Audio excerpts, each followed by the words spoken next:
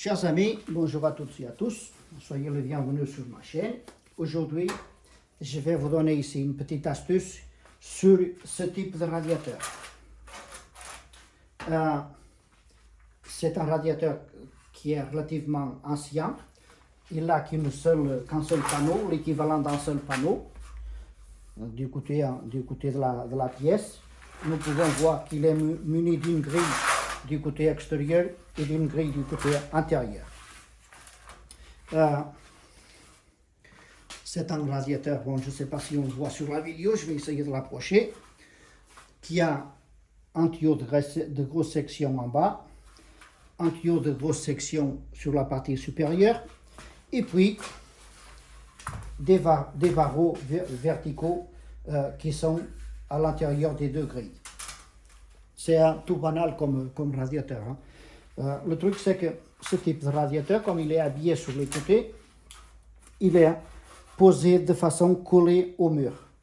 Donc, comme il est collé au mur, ça diminue un petit peu, ça le rend beaucoup plus esthétique, mais ça diminue son efficacité. Pour cette raison, il y a des grilles en bas et en haut permettant à l'air de fonctionner, de passer à l'intérieur du radiateur.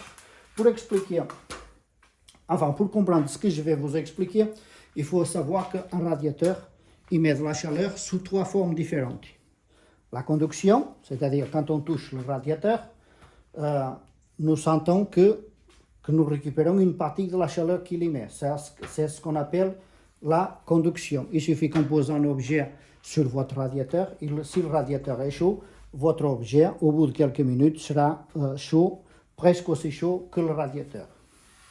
Ensuite, il émet de la chaleur par rayonnement, c'est-à-dire que votre radiateur est chaud, on se situe à proximité de votre radiateur et le radiateur va émettre de la chaleur par rayonnement. Étant donné que l'air froid, il attire la chaleur, donc la chaleur va se diffuser constamment dans l'air sans avoir de contact.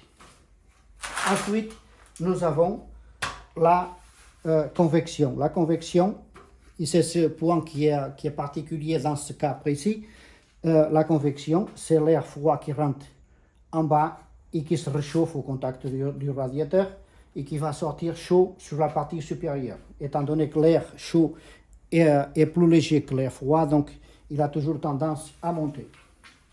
Et c'est cette particularité que je vais vous montrer sur ce type de radiateur, parce que ce radiateur a ici une fonction cachée que tout le monde ne connaît pas et qui permet de supprimer la convection.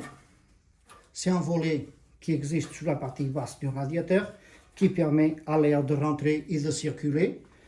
Et si le volet il est ouvert, l'air va passer et le radiateur va fonctionner par convection.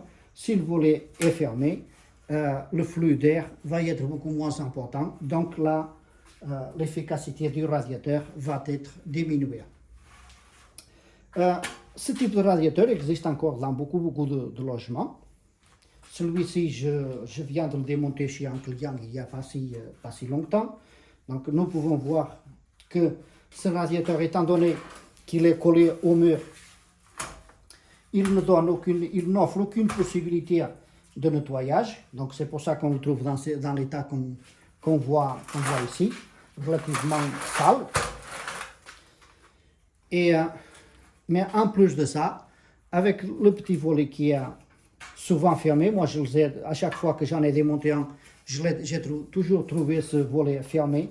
Donc ça réduit nettement la puissance du radiateur, compte tenu que les températures de chauffage ne sont plus les mêmes qu'elles étaient l'autre fois, quand l'eau du chauffage fonctionnait par exemple à 70 ou 80 degrés. Aujourd'hui, elle ne fonctionne plus qu'à 40 ou 50 degrés, compte tenu du réchauffement climatique et des efforts qui ont été faits au niveau de l'économie d'énergie. Et donc, bien souvent, ces radiateurs se retrouvent pas assez puissants pour les pièces où ils sont installés. Donc, les gens le changent sans savoir que le petit volet en partie inférieure peut bien souvent régler le problème de chauffage insuffisant. Donc j'espère que cette vidéo pourra vous servir. N'hésitez pas à vérifier si votre radiateur, lui aussi, il est équipé d'un volet anti-convection. N'hésitez pas à liker la vidéo et je vous dis à très bientôt. Merci.